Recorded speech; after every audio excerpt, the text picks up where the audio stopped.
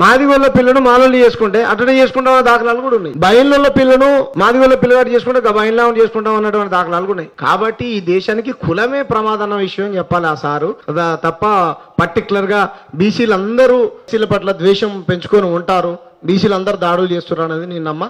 అన్ని కులాలు కింది కులం అనేటువంటి కులం మీద పై కులం అని ఏదైతే కనబడుతుందో ఆ కులం నిరంతరం దాడి చేస్తూనే ఉంది ఏదో రూపంగా. అది హత్యనే కాదు, ఇంకోరు దూషిస్తుందో లేకపోతే ఇంకోటో ఏదో కోణంలో దాడి చేస్తూనే ఉంది. మనం వాస్తవాలని వాస్తవంగా మాట్లాడుకోవాలి.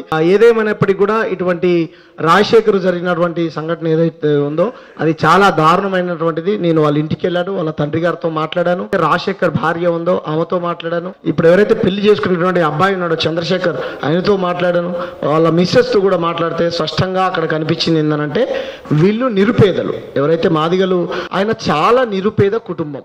ఈ యాదవులు ఎవరైతే ఉన్నారో వాళ్ళు చాలా కోటీశ్వర్లు, ఊర్లో చాలా బలవంతుడు, కులపరంగా బలవంతుడే, ధనపరంగా కూడా బలవంతుడే. అవన్నీ అండదండలు చూసుకొని అత్యంత కిరాతకంగా మరి దాడి చేశారు. ఇంట్లో నుంచి తీసుకెళ్లి రామ్మ 2 నిమిషాలు నీతో మాట్లాడాలి, మీ ఆయన ఎక్కడున్నాడో చెప్పు, మీ మరిది ఎక్కడున్నాడో చెప్పు అనేటువంటి కోణంలో ఇంట్లో నుంచి తీసుకెళ్లి కాళ్లకు చేతులకు బైండింగ్ వైర్ జే వైర్ కట్టి మీ తమ్ముడు ఎక్కడున్నారు చెప్పానంటే మరి ఆయనకు నిజంగా కూడా తెలియదు. ఎందుకంటే ఆ తమ్ముడు మరి ఎందుకు చెప్పలే తమ్ముడు అని అడిగినప్పుడు ఏం చెప్పాడంటే వాస్తవానికి అన్నా మేమిద్దరం ప్రేమించుకున్నాము, మా అన్నకైనా నాయనకైనా చెప్తే కొట్టో లేకపోతే ఇంకో రకంగానో మా దగ్గరికి వాళ్ళు వస్తారనే ఉద్దేశంతో నేను ఎక్కడున్నా అన్న విషయం కూడా మా కుటుంబ సభ్యులకు మా నాన్నకి కానీ మా అన్నకి కానీ తెలియదన్నా, అందుచేత నేను చెప్పలేదు అని చెప్పేసి స్పష్టంగా పెళ్లి చేసుకున్నటువంటి అబ్బాయి చెప్పాడు.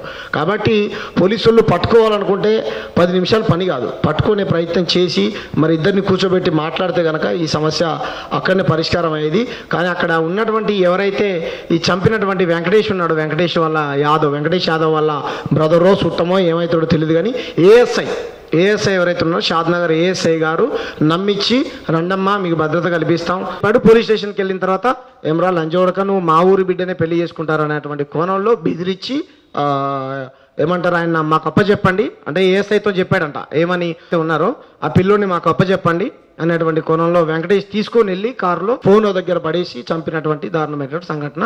మరి దీని మీద చాలా ప్రజా సంఘాలు ఉన్నాయి. స్కైలబన్న చెప్పినట్టు, ఇంతకుముందు పెద్దలు చెప్పినట్టు ఎక్కడ చూసినా కేవీపీఎస్ఓ లేకపోతే ఇక్కడ నిరంతరం కనిపించేటువంటి ప్రజా సంఘాలు దళిత సంఘాలే కనపడుతున్నాయి తప్ప గ్రామంలో 10 సంఘాలు ఉంటాయి. మాల సంఘం ఉంటుంది, మాదిగ సంఘం ఉంటుంది, బయళ్ళ సంఘం ఉంటుంది, చాలా కుల సంఘాలు ఉంటాయి.